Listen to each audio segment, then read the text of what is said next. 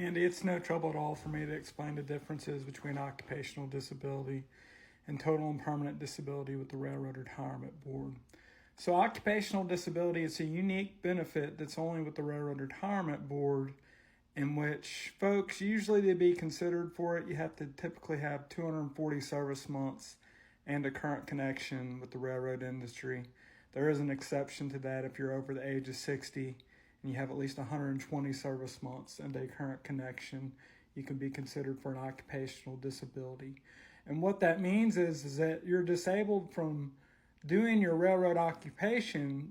They're saying you can no longer do that, but it doesn't necessarily mean that you can't do any other work in the national economy. So if you're awarded that from the RRB, you're going to get a Tier 1 and a Tier 2 benefit. It's going to be the most that you can get based on your work record. You're going to get that monetary benefit, that monthly payment each month. However, occupational disability does not qualify you for early Medicare, which typically folks, they're going to need insurance at some point if they have it through the carrier and that runs out.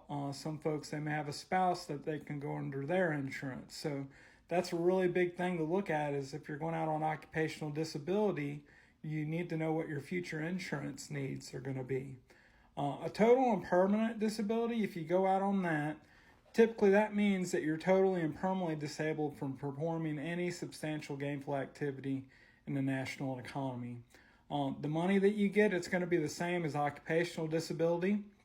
Likely will be taxed more favorably.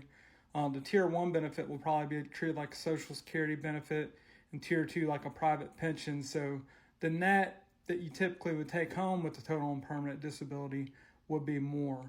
One of the main things that total and permanent disability helps you out with is that it typically gets you early Medicare.